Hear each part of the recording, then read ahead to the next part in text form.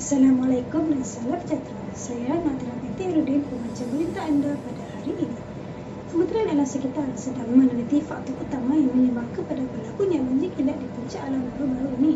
Menterinya yang berhormat Khairul Amirin berkata, penelitian itu perlu dilakukan bagi membolehkan kementerian dan penduduk setempat mengambil tindakan yang sewajarnya bagi memastikan kejadian banjir seperti ini tidak berulang lagi. Seperti yang kita sedia maklum, banjir merupakan satu fenomena di mana limpahan air melebihi tebing sungai akibat daya tampung rendah apabila sistem siaran mencapai tahap maksimum. Organisasi Meteorologi Dunia telah mendefinisikan banjir kilat sebagai banjir tempatan yang berlaku dalam jangka masa yang pendek dan secara tiba-tiba dengan isi padu yang besar. Kebiasaannya, banjir kilat berlaku dalam jangka masa yang singkat iaitu tidak lebih daripada 6 jam. Banjir kilat yang berlaku bukan sahaja mengancam keselamatan dan nyawa manusia, namun ia turut menyebabkan banyak kerugian harta benda, infrastruktur dan kerugian dari segi kewangan. Selain itu, banyak jalan raya telah mengalami kerosakan dan mangsa banjir mengalami kerugian yang besar akibat rumah dimasuki air. Mengikut statistik yang dikeluarkan oleh kerajaan, kadar kematian ketika musim banjir meningkat akibat keberulangan kesan daripada terputus perkara makanan dan akibat lemas di bawah arus yang deras. Terdapat beberapa faktor hidrologi yang berkait rapat dengan kejadian banjir kilat seperti kecurangan bentuk muka bumi, jenis tanah, tumbuhan, penempatan manusia, hujan dan lain-lain. Banjir kilat juga boleh berpunca daripada faktor-faktor persekitaran semula jadi seperti iklim dan cuaca. Bencana banjir kilat juga tercetus akibat keadaan fizikal sistem siaran tersumbat hasil daripada pembuangan sampah sarat dan pembuangan sisa domestik. Sistem siaran bandar yang tidak cekap serta kekurangan tumbuhan hijau yang memerangkap sejumlah besar air juga boleh menyebabkan banjir kilat berlaku.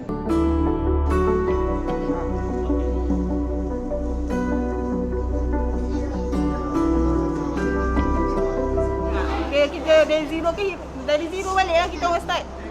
Sebab memang habis, tak ada apa. Tak ada apa yang selamat. Banjir kilat yang berlaku di puncak alam baru-baru ini telah mendapat liputan yang besar dan menimbulkan kekesaran di kalangan penduduk setempat.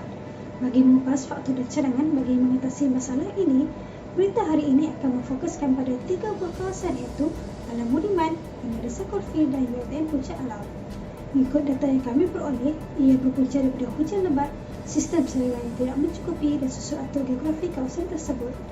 Berdasarkan laporan daripada laman web rasmi Berita Awani dan Akhbar Metro, kerajaan telah mengambil inisiatif dengan membuka beberapa pusat pemindahan sementara bagi menempatkan mangsa-mangsa yang terjejas. Seramai 200 mangsa banjir telah ditempatkan di Sekolah Rendah Agama Pekan Meru Klang, manakala seramai 211 mangsa banjir ditempatkan di 3 buah pusat pemindahan sementara yang lain, iaitu di Sekolah Kebangsaan Kampung Jalan Setia, Sekolah Kebangsaan Sungai Pincai dan Masjid Al-Falak Kampung Budiman. Pengerusi kawasan rukun tetangga Taman Sri Puteri berkata, seramai 200 daripada 400 penduduk telah terjejas akibat banjir kilat yang melanda. Menurutnya juga, seramai 150 penduduk terpaksa berpindah ke pusat pemindahan sementara yang terdekat, manakala selepasnya terpaksa menginap di hotel bajet kerana faktor-faktor tertentu. Ketika ini berlaku banjir kilat yang sedang memenuhi jalan-jalan utama menuju ke Puncak Alam, Puncak Perdana, Suajana Utama, Kampung Budiman dan juga kawasan sekitar. Jadi kepada semua pengguna jalan raya, saya mohon jasa baik pihak tuan-tuan untuk menangguhkan dulu sementara perjalanan tuan-tuan. Bagi mengetahui lebih lanjut tentang faktor yang menyumbang kepada berlakunya banjir kilat, kita bersama wartawan Nurul Fatin, Lokman Hakim dan Siti Syamira Atirah di lokasi. Silakan. Terima kasih saudari pemberita Nur Atirah. Baiklah tuan-tuan dan puan-puan sekalian, saya Nurul Fatin dari Buletin IBK yang kini berada di Alam Budiman. Persiaran Muktadah Hari akan mengulas lebih lanjut mengenai keadaan banjir di kawasan ini. Seperti yang kita semua ketahui, Alam Budiman merupakan kawasan yang mempunyai kekerapan yang tinggi dilanda banjir.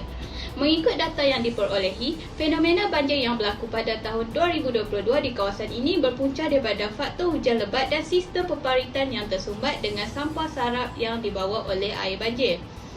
Menurut Pengarah Jabatan Bomba dan Penyelamat Malaysia Selangor, Datuk Nur Azam Khamis, beliau berkata, kekerapan bencana itu dilihat lebih banyak berlaku di tahun 2022. Ekoran hujan lebat sering melanda di negeri berkenaan sejajar dengan perubahan iklim dunia. Selain itu, fenomena air pasang dan hujan yang serentak juga merupakan faktor yang mendorong kepada berlakunya banjir di kawasan ini. Parit yang tersumbat menyebabkan aliran air tidak dapat mengalir dengan baik dan bertakung. Ia berlaku akibat sampah sarap yang terkumpul, rumput panjang yang tumbuh di tepi longkang tidak dicantas dan sebagainya. Di samping itu, turut dinyatakan bahawa kawasan tadahan air yang cetek juga menjadi faktor yang mendorong kepada berlakunya banjir di kawasan tersebut. Sekian laporan berita daripada saya, dan isu banjir kilat di Puncak Alam akan disambung oleh saudara Luqman Hakim yang kini berada di Desa Caulfield. Terima kasih sahabat seperjuangan saya, Saudari Fatih. Saya, Luqman Hakim dari Buletin IPK akan mengulas sedikit akan isu banjir yang berlaku di Bandar Desa Caulfield yang juga merupakan antara kawasan yang kerap berlakunya banjir di daerah Puncak Alam. Seperti yang diperhatikan, Bandar Desa Caulfield adalah kawasan yang sedang pesat membangun dengan pembinaan kawasan perumahan. Oleh hal yang demikian, faktor yang mendorong kepada insiden banjir kilat di kawasan ini ialah berikutan aktiviti pembangunan yang sangat agresif, menyebabkan Bandar Desa Caulfield menjadi hutan batu dan tepu.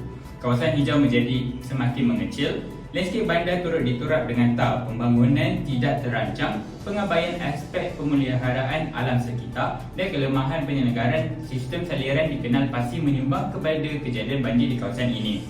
Selain daripada itu, keadaan longkang yang kecil, sempit serta dipenuhi sampah sarap tidak diselenggarakan dengan betul di sesetengah kawasan juga antara penyumbang kepada masalah banjir di kawasan ini. Keadaan ini akan menyebabkan banjir kilat berlaku di kawasan ini walaupun hujan turun dalam masa yang singkat. Kerana longkang yang sempit tidak dapat menampung aliran air hujan yang banyak serta menyebabkan air yang tidak dapat dialirkan melimpah ke kawasan perumahan sekitar Bandar Desa Caulfield. Di samping itu, air hujan juga tidak dapat meresap ke dalam tanah dengan cepat berikutan landscape kawasan ini yang telah berturap. Sekian sahaja berita terkini tentang isu banjir yang berlaku di Desa Caulfield. Isu banjir kilat yang berlaku di Puncak Alam akan disambung oleh saudari Syamira untuk mengupas berkaitan isu banjir kilat di UiTM Puncak Alam. Saudara Luqman, salam sejahtera. Saya Siti Syamira dari Buletin IPK, kini bersiaran secara langsung dari UiTM Puncak Alam. Kelihatan situasi banjir di perkarangan UiTM Puncak Alam berada dalam keadaan terkawal hasil daripada usaha-usaha yang telah diambil untuk mencegah berlakunya banjir kilat. Salah satu inisiatif yang telah dilaksanakan ialah penanaman anak pokok di kawasan tersebut. UiTM telah melancarkan program 1213 yang bertujuan menanam 200,000 pokok di kesemua 35 kampus universiti sebagai sokongan kepada program penghijauan Malaysia. Tindakan penanaman semula pokok berperanan penting dalam mengatasi banjir kilat dengan meningkatkan penyerapan air bawah tanah. Selain itu, UiTM juga mengambil langkah-langkah pembangunan yang terancang untuk mencegah banjir. Dalam pembangunan kawasan ini, data tentang taburan hujan, paras banjir dan maklumat hidrologi telah diambil kira. Ini membolehkan mereka bentuk sistem penparitan yang sesuai untuk mengurangkan risiko banjir besar. Sistem saliran air UiTM Puncak Alam juga baik dengan adanya longkang yang bersih dan luas, serta kolam tapungan air. Terima kasih Nurul Fatin, Luqman Hakim dan Siti Syamira atas penerangan yang diberikan. Berdasarkan penjelasan, banjir terjadi bukan sahaja memusnahkan harta benda, namun ia turut merabut nyawa yang tidak bersalah. Oleh itu, beberapa pendekatan penyelesaian yang efektif dan holistik diperlukan bagi mengatasi masalah itu. Oleh itu, mari kita kembali ke wartawan di lokasi bagi mendengar cadangan yang akan diberikan. Silakan. Terima kasih saudari Atira. Sekarang saya teruskan ulasan saya dengan beberapa cadangan untuk menangani masalah banjir di kawasan ini. Antara langkah dan cadangan yang dilihat mampu membantu mengawal dan mengurangkan banjir kilat di kawasan Persiaran Moktadahari ialah dengan meluaskan sistem peparitan dan seterusnya mengekalkan kebersihan parit agar sentiasa berada dalam keadaan yang baik dan terurus. Dengan meluaskan sistem peparitan, ia akan membantu mengurangkan impak banjir kilat yang berlaku dengan mengalirkan aliran air. Dengan adanya parit yang lebih luas, air hujan yang turun di kawasan tersebut akan dialirkan ke saluran utama yang berdekatan dengan lebih cepat dan efisien, seterusnya mencegah air daripada bertakung. Selain meluaskan sistem peparitan, ia juga penting untuk menjaga kebersihan parit tersebut. Parit yang kotor dan tersumbat dengan daun kering, sampah sarap dan lumpur tidak akan mampu menampung jumlah aliran air yang besar dan seterusnya akan menyumbang kepada berlakunya banjir kilat. Bagi menyelesaikan masalah tersebut, parit-parit utama di kawasan perumahan perlu dilengkapi dengan penampis longkang untuk menangkap sampah sarap dan kotoran.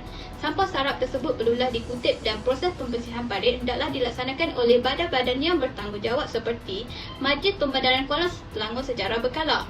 Selain itu, pihak yang bertanggungjawab bersama kerajaan Selangor perlu memberi penekanan yang lebih serius dan memikirkan solusi yang terbaik dalam usaha mengurangkan kadar kes banjir yang sering berlaku di negeri Selangor, seperti menyediakan pelan tindakan sebelum dan selepas banjir untuk jangka masa pendek dan panjang, merangkumi kerja mendalam serta melebarkan sungai, memastikan sistem peparitan yang baik dan terurus, dan membintang kunci air di lokasi penting yang mengambil kira kadar taburan hujan dan jadual pasang surut air laut. Mendapatkan khidmat kepakaran serta teknologi baharu dari dalam dan luar negara juga penting bagi mengenal pasti kaedah terbaik menangani banjir dengan segera. Di samping itu, pelaksanaan penguasaan undang-undang dianggap sebagai salah satu strategi yang paling efektif untuk memberikan pembelajaran kepada masyarakat agar tidak melakukan pencemaran dan pembangunan secara haram di sepanjang sungai di daerah ini. Diharapkan bahawa kerajaan negeri akan memperkuatkan langkah-langkah penegakan hukuman terutamanya terhadap individu atau pihak yang terlibat dalam aktiviti pencemaran sungai yang menjadi penyebab utama banjir. Masyarakat juga memiliki peranan penting dalam memastikan sistem saliran dan keadaan sungai di sekitar tempat tinggal mereka tetap lancar dan bersih, serta menghindari pembuangan sampah ke dalam sungai yang dapat mencemarkan kualiti air dan menyebabkan banjir kilat. Sekian daripada saya dan berita seterusnya disambung oleh Saudara Luqman Hakim. Terima kasih Saudari Fatin atas ulasan cadangan penyelesaian banjir kilat di kawasan Alam Budiman. Maka, izinkan saya untuk meneruskan ulasan banjir kilat di Bandar Desa Kofil. Salah satu tindakan yang dapat diambil oleh komuniti adalah melalui pelaksanaan kegiatan gotong royong oleh penduduk setempat di kawasan perumahan mereka. Hal ini dilakukan dengan tujuan utama agar penduduk setempat bersama-sama bertanggungjawab dalam membersihkan tempat tinggal mereka dan tempat awam di sekitar kawasan perumahan mereka, seperti membersihkan longkang, menguntit sampah sarap, mencetas rumput-rumput yang panjang bagi mengelakkan daripada longkang tersumbat. Program gotong royong ini dapat mendorong penglibatan komuniti dan memupuk sikap cintai alam sekitar. Selain itu, pelbagai kempen kesedaran bersama agensi berkaitan seperti Jabatan Alam Sekitar mengenai topik banjir kilat juga boleh diadakan bersama-sama dengan aktiviti gotong royong tersebut. Lalu, ia dapat meningkatkan pengetahuan komuniti serta masyarakat dalam melakukan persiapan diri dalam menghadapi musim banjir kilat. Antaranya ialah mengenai topik persediaan sebelum dan selepas menghadapi banjir kilat, penjagaan keselamatan dan kesihatan ketika berlakunya banjir kilat. Sekian itu sahaja laporan daripada saya. Seterusnya, Saudari Syamira akan menyampaikan laporannya. Terima kasih atas ulasan anda, Saudara Luqman. Seperti yang dinyatakan, UiTM Puncak Alam dianggap sebagai contoh yang terbaik bagi kawasan perumahan mana dalam hal pendidikan tentang penanaman, pemeliharaan dan pemuliharaan pokok. Penanaman pokok memiliki manfaat yang sangat penting. Salah satunya adalah kemampuan akar anak pokok menembus dan mencengkam dalam lapisan tanah. Ini memberikan kesabaran struktur tanah yang lebih kuat, mencegah erosi dan pengikisan yang parah akibat hujan atau angin kencang. Akar pokok juga mampu menyerap sejumlah besar air di dalam tanah. Ini dapat mengurangkan risiko tapungan. Di samping itu, UiTM Puncak Alam turut mengamalkan pembangunan yang terancang.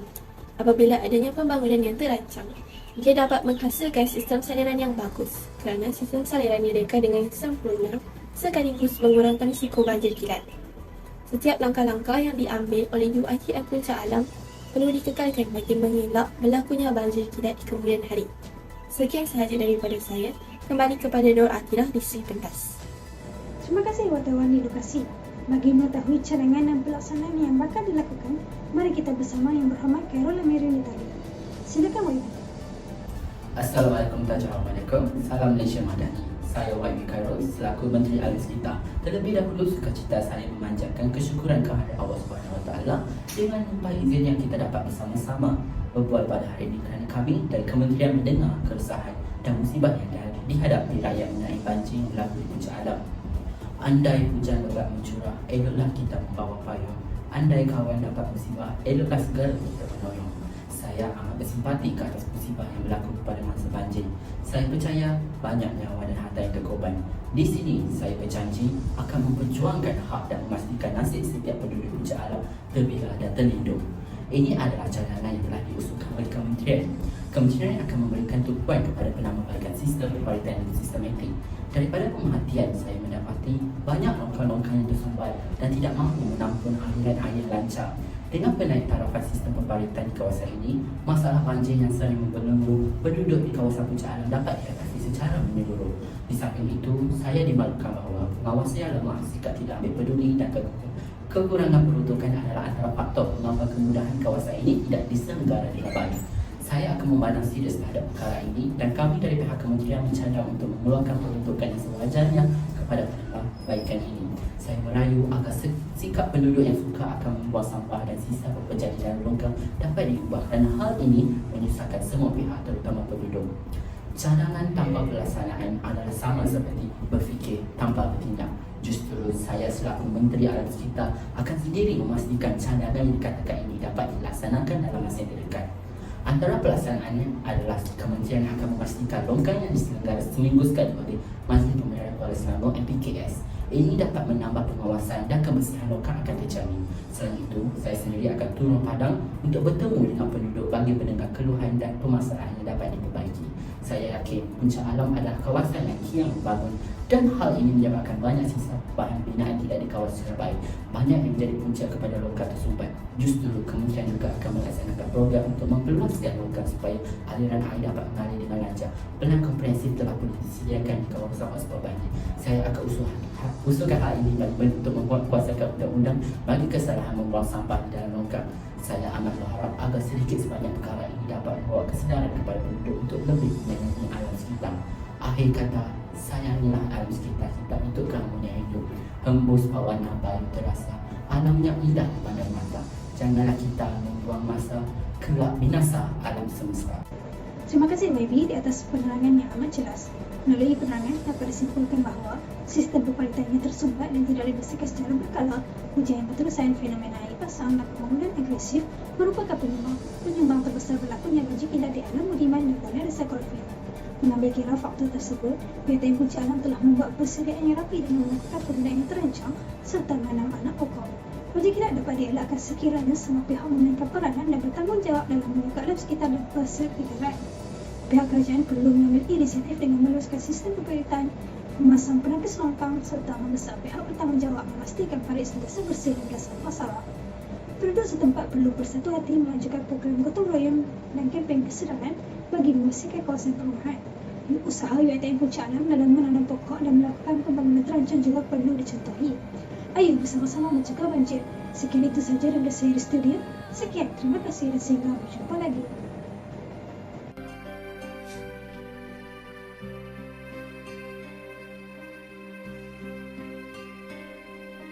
Berbumbungkan angkasa ke laut, lantainya bumi retak seribu. Setiap